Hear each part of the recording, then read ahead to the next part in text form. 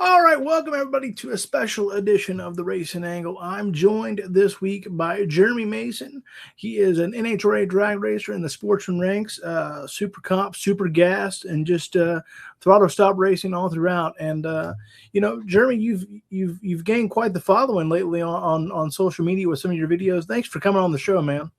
Yeah, no, thanks for having me. Should be fun. We're hoping so. We'll fight some technology demons together, but we'll get it done, brother. We'll get it done. No doubt. So talk to me. Where did that love of drag racing kind of come about for you? My dad used to run at the local track. It was called Mountain Park Dragway at the time. Now it's called Kentucky Dragway. He used to run there like a no box car. Actually, the same car that I drive today, which is completely redone. Maybe when I was 6, 7 years old, I saw junior dragsters and I thought, man, that'd be cool. He built me one. He ordered a kit, actually welded it all up and, put an engine on it. It was pretty slow at the time. Juniors nowadays run fast as some door cars, seems like, but, mine was pretty slow, but, no, it was great. What are some of your memories watching your father? I mean, were you at the track weekends with him? What was it like? Yeah, back then, we had an open trailer pickup truck, just running in no box. He would race. I mean, we really at the time never traveled much further than just Clay City or local track, but we went there quite a bit. And so how interesting has it been for you to watch the sport evolve from where you started, from where he was to now? Yeah, we always used to have a couple of stop racers, most notably like Rusty Cook would come and, he's from Kentucky also. He would come and test there. And, I kind of got interested. We would always run up to Indy for the U.S. Nationals every year and just spectate. Get up there super early in the morning, park and kind of watch it. But yeah, I mean, it's crazy to see how it's evolved from those days. There's a lot more open trailers or 24-foot enclosed trailers, and now it seems like everybody's rolling down the road in $1 million worth of hardware. Not me, but a lot of people are. And you talk about that evolution, but for people that don't know your story, how challenging has it been to evolve through that process, to stay with it, whether that's financially or mentally or any of those things? Yeah, I mean, these things run on money. Fortunately, I've got good sponsors and partners. But yeah, I mean, it's the competition just keeps me in it, to be completely honest. It's really not the speed. You get used to the speed. Like the first time you make a pass in a car, it's really cool, right? You get back, your adrenaline's pumping, your hands are shaking, like, oh, it's cool. A year in, or maybe even half a year in, it's just like driving your car on a Sunday. So I mean, yeah, it's just the competition that keeps me there, man. We make great friendships. We make great rivals too. There are people you not hate to be around or whatever, but hate to run on the track. And, just the competition keeps me in it. You mentioned competition, you mentioned rivalries. Who do you, whether that be, you don't have to name whether they're a rival or a friend, but who's somebody that you love to face off against? I actually like racing anybody that is considered really tough. Like I love running. Like when I go down to D2, I love running like some of the world champs from down there. Like I like racing Ray Miller. He's tough. Mm-hmm. I'm friends with him, right?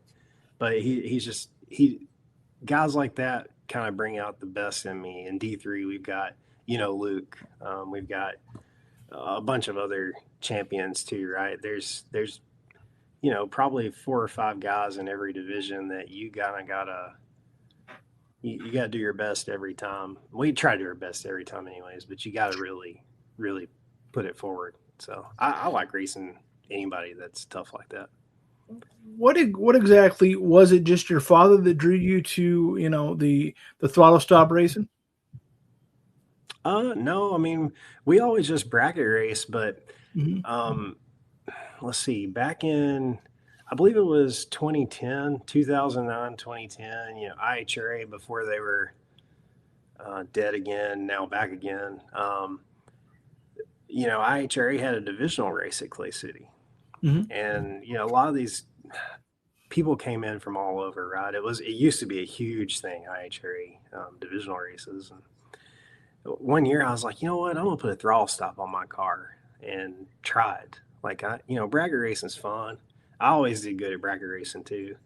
But I'm gonna try this throttle stop thing. So I would test. I tested on and off the whole year, and IHRA came into town, and I got runner up in that first race, and I was kind of hooked, man. It was cool racing like people that you didn't race all the time because at the local track you race the same people kind of all the time. So it was cool racing new people, and then it was cool just trying something different. And turns out I was pretty good at figuring out throttle stop ratios and weather and all that stuff. So That sounds so fascinating to me.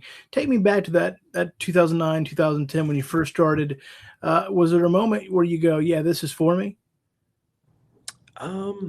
yeah, man, I was kind of hooked. I think it's cool. Like it's just I'm an engineer by trade, right? So Mhm. I like math, and it's just a big math problem. Like you let go of the button on the tree, and some people can tell, some people can't. I'm lucky enough to be able to tell like whether I leave before you or not for the most part. And you just go through a big math equation in your head, like, okay, I know my car's set up to run an 88. I know I'm X behind or X ahead on the tree, and I know exactly for the most part what to do at the finish line. And it's just like it's so technical. Your average fan doesn't understand falling on the throttle stop. They want you to run wide open, but really the action doesn't happen at the beginning of the track. You're just kind of along for the ride. You're Mhm. kind of processing information as you go down the track. Really the action happens at the finish line when we're like judging each other, and we're both staring, me and you staring at each other at the finish line going 180 miles an hour trying to take a foot or so at the finish line. So Well, what's going through? Take me through a run. What's going through your mind to start, and then as you make that pass, as you make that run, and you're looking at your competitor, what's going through your thought process? yeah, I mean, it kind of starts a little bit before then, right? Because you gotta set up the car to run a certain number. So back in the when I leave the trailer, I got a number in my mind, like okay, and your phone texts you the weather, so you got a number, and you're like, okay, I'm running such and such. I need to try to run 87 or 86 or whatever, 90. If you want to set up 90, you can.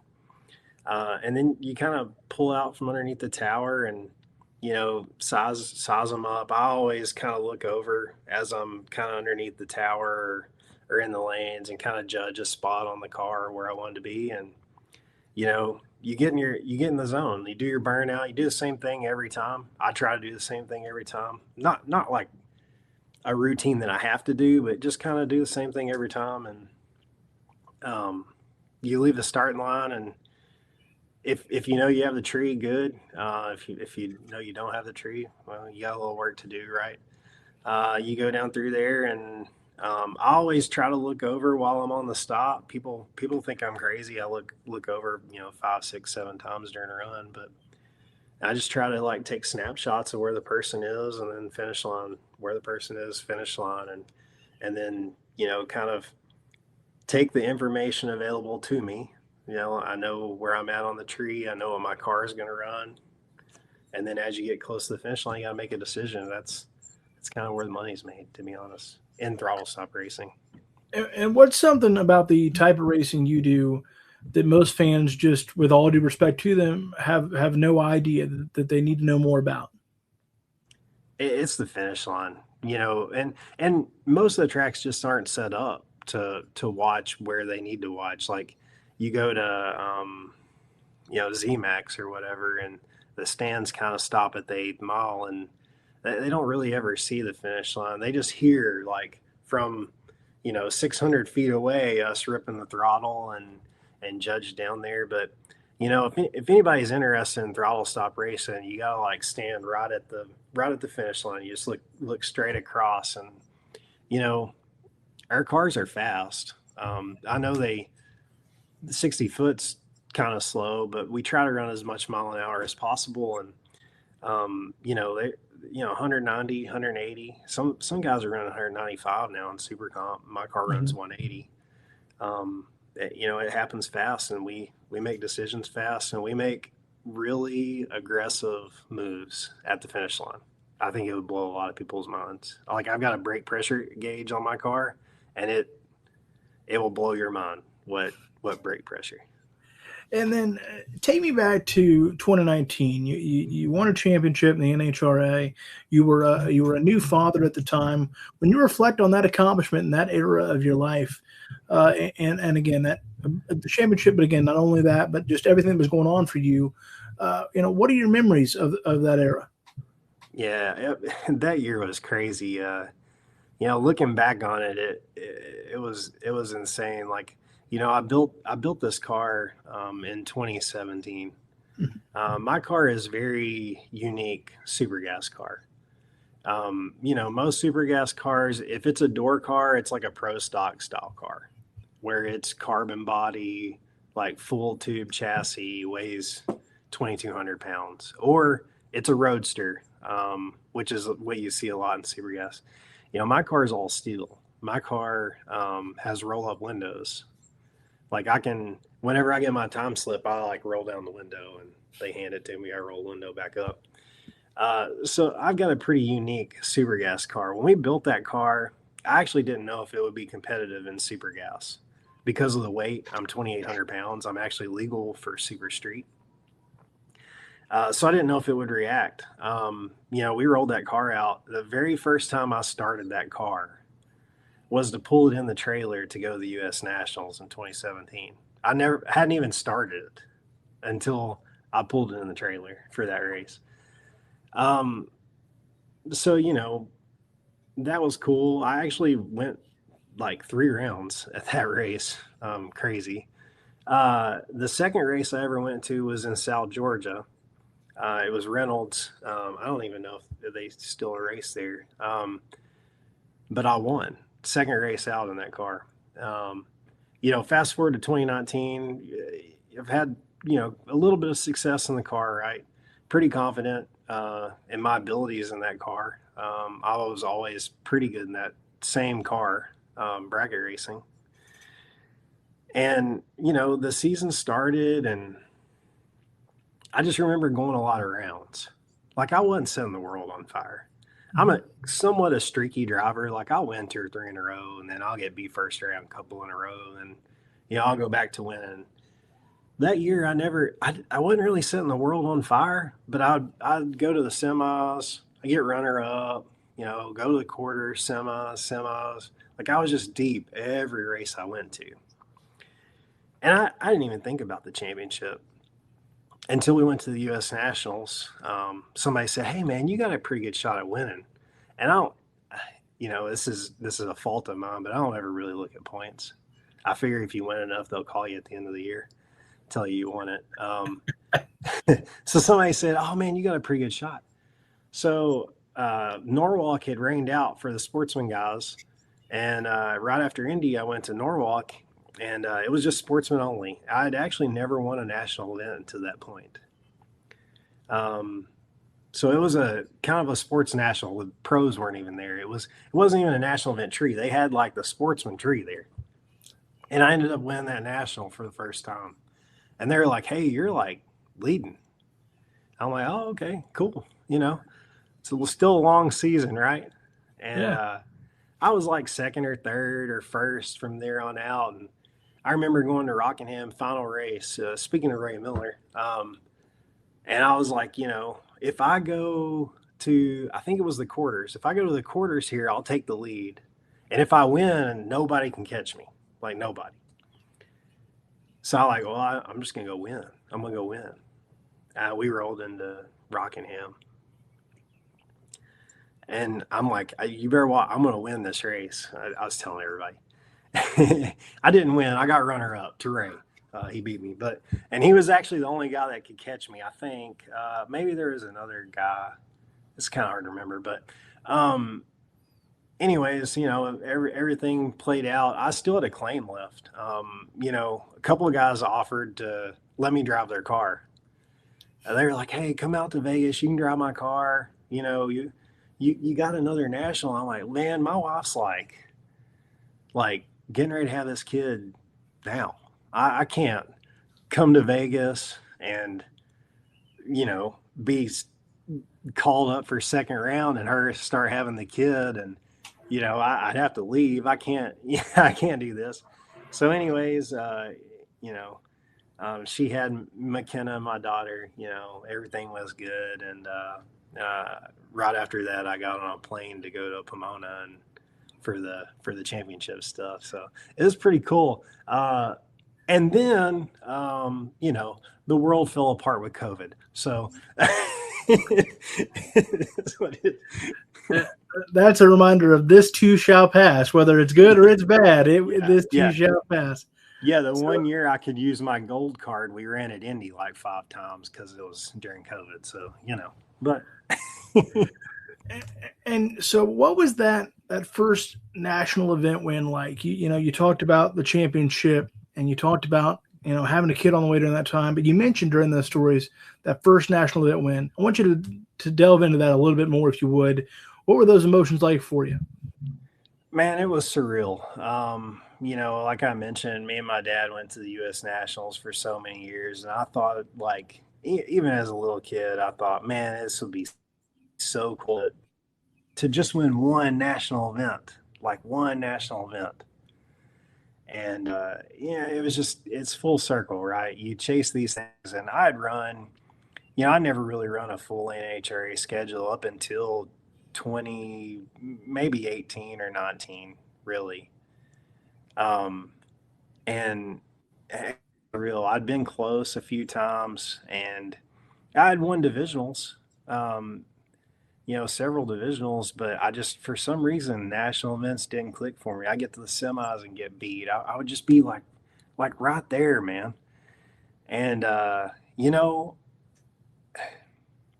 must have figured something out because I won that one, and I've been to, I think, 10 finals and 8 national event wins. So, and now I struggle to win divisionals anymore, but yeah, it was just super surreal. It was so cool. It was so cool. And it never gets old, man. The first one's the hardest. I always say that. I'm a firm believer. Everyone says that. Oh, the first one's the hardest. And honestly, it was for me, for sure. But. And because then it becomes for you mentally, you realize you can do it once you finally do get it done? Maybe. I've not, I always had this like extreme belief in myself. Mm-hmm. Anyways, like I don't know, I work hard towards something. I know I typically can achieve it, but there is that aspect. Oh man, I've been here before. Like I've staged up in the final round before, and I've turned on the win lap before. So I know it's going to happen this time. Mm-hmm. And I always visualize when I practice in my car and sit in my car, like I get in there, I hit the practice tree. But a lot of people hit the practice tree. All right, 003, cool. 010, cool. Like I hit the tree and I like reach down and shift, and I go through there and I like visualize the wind light come on. And like, man, I can, even before I won the first time, like, at Norwalk, when you win a national event, they tell you go right. We're always parked to the left. Like I even visualized turning right, going in front of all those blowups. And then like, I don't know, man. It was at Norwalk. I always used to visualize at Norwalk. I don't know why I made that distinction, but I've actually won Norwalk more than any other race. So maybe there's something to visualization, but but yeah. That's how I did it. You'll be back at Norwalk here in a couple of weeks. You're doing the Sportsman event, and then you're doing the national, the Summit Nationals. And so, what's it like, given that you visualize Norwalk so much and won there so much? What's it like going back on the property? Oh, I love Norwalk. It's the greatest racetrack. Like their racetrack, like ZMAX is the mecca, the big stadium, whatever. But there's not a single drag strip that I've been to. I've not been to all of them that I've been to that treats the racer better than Bill Bader and his team at Summit Motorsports Park. I don't know if you've ever been, but Mm-hmm. Yes. like you go in there and them guys are wearing suits or they're all dressed up the same. The place is perfectly manicured. You don't have to get your lawnmower out and mow the pit. It's great, man. They you win a race, they give you a pint of ice cream. It's just an otherworldly experience from not only from the spectator side. Like he cares so much that he takes care of the racers too. Mm-hmm. So it's the best place you can go to. I recommend it for anybody. It's a bucket list track. Honestly, I shouldn't say this. NHRA might be mad, but it's more of a bucket list track than Indy in my mind. So we love Bill Bader around here. He treats the media like gold at Norwalk as well. No, we as the young kids say, Jeremy, we stand Bill Bader. There's no doubt about that. He's what a legend he is, and and of course his father was incredible, and so what an incredible facility he's got there. Besides Norwalk and Indy, what's another facility that you really like? Oh man, I like a lot of our D3 tracks. I think we're so lucky in D3. I race. I'm from Kentucky, so I'm right in between D2 and D3. Mm-hmm. In D3, if you really think on the divisional scene, our divisionals take place at Indy, St. Louis, Norwalk. They're basically all national event tracks. That's not the case for all the other divisions, but I really like the D3 tracks. I do like. I also like some of the old school tracks too, man. I don't know. I'm just a drag racing guy. I like going to Rockingham where the bleachers are carved out into the side of the hill. You got to sit on concrete. Like it's old school. Like it's just old school cool. Like that track's been around since the I don't know when 60s 70s. And it's not probably changed a whole lot. They put a lot of money into it, but it's just cool. Some of these old tracks are really cool too. You're a drag racing guy through and through. Is there somebody that you've had interactions with, maybe a legend like a Garlitz or a John Force or somebody of that ilk for you that you were like, holy crap, I can't believe I'm talking to so-and-so? Yeah, I mean, I've talked to a lot of the pro guys. I think the funny one that I think is a true racer, and I never realized this until I met him. Interestingly enough, is Tony Stewart. So I was in his top alcohol pits. Mm-hmm. He actually, in my mind, he did it right. Right, he could have probably afford to run any top fuel or funny car that he wanted to, but my understanding is he made laps in a super comp car. He made laps in a bunch of different cars. Then he went up to top alcohol, and I think he did that just because he likes it. And I was just talking to him, and he's just kind of a cool dude, down to earth. I've talked to John Forrest, but he's still kind of like the GOAT, like bigger than life, right? Yeah, but Tony Stewart's kind of the one for me here recently. And then, you've had so much success in your career. I know you said the competition is what keeps you going, but is there any specific goals you still want to achieve that you haven't? Oh man, yeah, I've got. I wish I was at home instead of on the road for work. I have like a vision board. I'm a nerd, right? if I showed you what was on my vision board, you'd think I was nuts. But like, I really, this year I put like, I want to double up at a national. I've been close a few times. That's a goal of mine this year. And, you know, I really, I need to, my opinion is your national championship success is built upon your divisional success. So I Mhm. really got to get my divisional slump figured out. So my goal this year is to win several divisionals. So um, I don't know, man. I'm still chasing national championships. I think that's fun. For a while I've been chasing 10 national events was my goal when I started, and I've changed that goal now because I think once you get close to a goal, you never really get there, right? So, but yeah, I want to get to 10 nationals. I want another world championship. Um, Yeah, I'm crazy, and I have crazy goals. it's the old Matthew McConaughey. You always need something to chase. I hear you, brother. Yeah, Uh, yeah. you've talked about your family, and we talked about that kind of chaotic time in your life when you won a championship and a child is on the way. How do you balance racing and family in 2026? What's that like, and how challenging is it? It's tough, but you know, I balance it as much as I can. I try to plan my schedule out where you know I have weekends at home quite a bit. My work schedule is pretty tough too, right? I'm not a full time racer by any means, so I'm on the road with work. You know, traveling.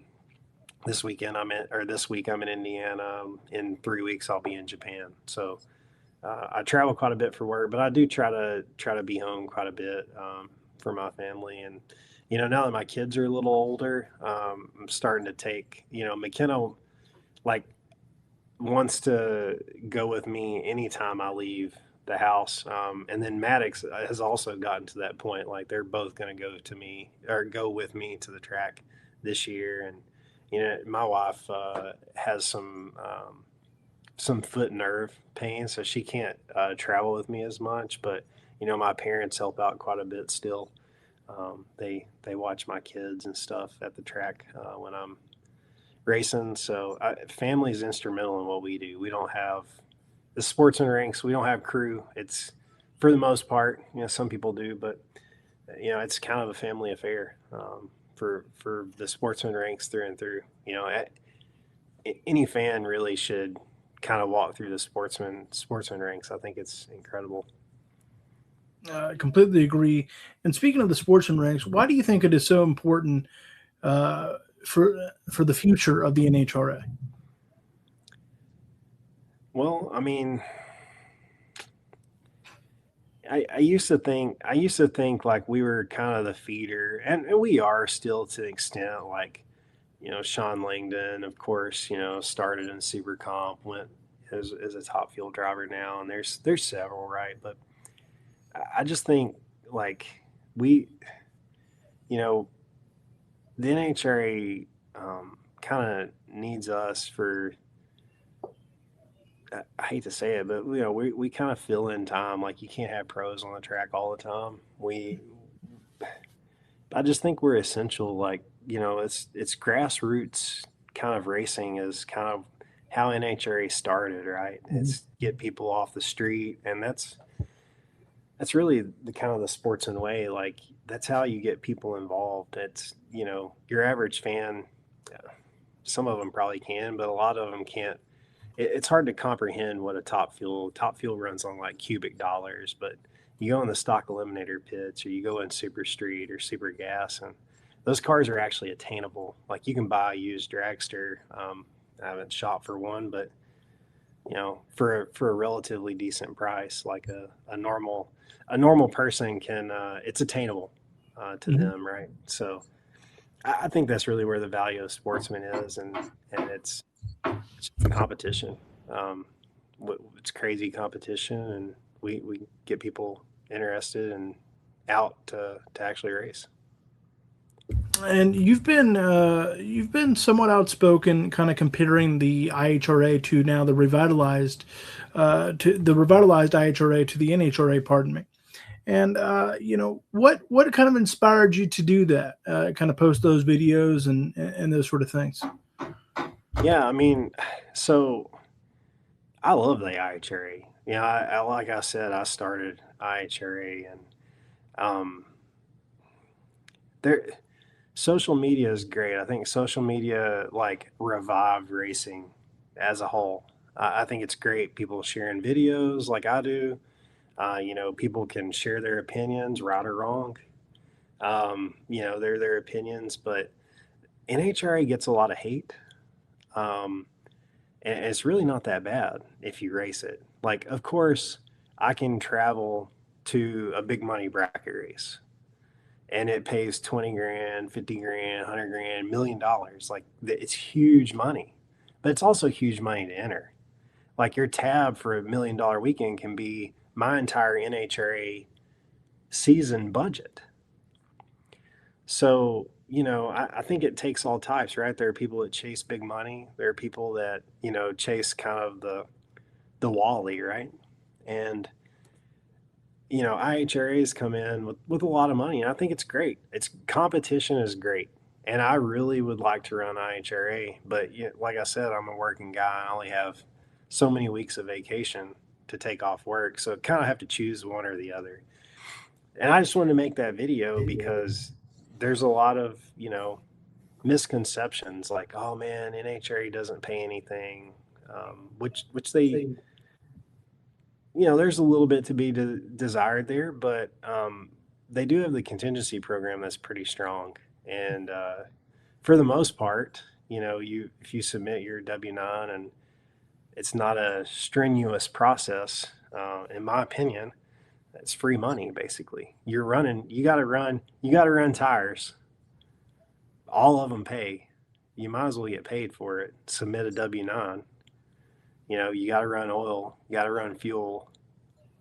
You need these parts, right? So just pick a company off the list that actually supports the racers, submit your money or submit your W-9, and you get money. So, um, yeah, I think the NHRA is pretty good in that regard. It's very stable. Um, they do a lot within the community. The insurance is great. IHRA is doing good things too. I didn't make that video to crap on the IHRA. I just wanted to compare and contrast the differences. And yeah, I think competition is great. IHRA is doing some good things. I hope they stay around for a really long time. And speaking of being around a really long time, the NHRA is celebrating their 75th anniversary. What does that mean to you to take part in that yourself? This incredible historic season. What's it like to take part in that? Man, it's crazy. Like, it seems like yesterday was, I guess I'm old now, but it was 50th, right? Of course, I wasn't racing like I am now, but the 75th year anniversary, it's pretty cool, man. The Diamond Wallies, everybody wants one, right? They call us Wally chasers. I guess we kind of are, but everybody wants one, and I really want a national event one, right? The big one with the big diamond. And man, you look back, like, I grew up in the '90s, right? So I had like Warren Johnson was the king of pro stock, and of course John Force has been the king for forever. And it's so cool to like think back on an organization that's been around that long, that has that much history. Like, if you stage up at Indy, it's man, there's been 75 winners that are from Don Garlitz to John Forrest, whoever staged on that same starting line that you have. It's really humbling. It's pretty cool. IHRA has a good history too, but not quite as long as NHRA's. But Yeah, certainly, because they've had a lot of, for different reasons, a lot of startups, a lot of starts. But no, there's great history in both the NHRA and the IHRA. And then one question I like to ask anybody before we wrap it up, I like to ask, what's something about you that most people would be surprised to know? That's a good question. A lot of people know a lot about my life because of social media anymore. Like, I really like fitness. I like run quite a bit. But a lot of people know that. And I'm an engineer by trade, but a lot of people know that already. I don't really know, man. Probably my fitness, like how meticulous I am with trying to run. and lift weights like every single day. Sometimes it doesn't look like it because I also love food, but but I'm a foodie too, brother. We're all right. Yeah. but I try to stay on top of it, man. I think it being a race car driver, and it really makes you feel better overall over the entire course of a weekend. And I think people probably don't understand how meticulous how I am with keeping records and about how I run and how my performance is in fitness. Well, I certainly can relate to being a foodie. I absolutely am one, no question about that. So we'll have to get together Yeah. and share a few meals one of these days to see if you really are a foodie. But before we wrap it up, anything you want to talk about, anything you want to promote, anything you want to say, you have the floor. How can people follow and support you? Uh, Again, anything you want to talk about, you're more than welcome to or promote. Yeah, you can catch me on Facebook. It's just Jeremy Mason. I think it's Jeremy Mason dot racing one on Facebook because evidently somebody had Jeremy Mason dot racing. And on Instagram, it's Jeremy Mason dot racing. I have great companies in my corner like Renegade, Mickey Thompson, Renegade Race Fuels, Mickey Thompson. Um, so many like Dean McElvain tunes my cars. He's great. The chassis and stuff on them. But yeah, I just I do want to talk about throttle stop racing just real quick and in our last few minutes. Like Go for it. you, you know, again, I mentioned it earlier in the podcast, but throttle stop racing is really unique. It's like I always tell people it's like playing chess at 180 miles an hour.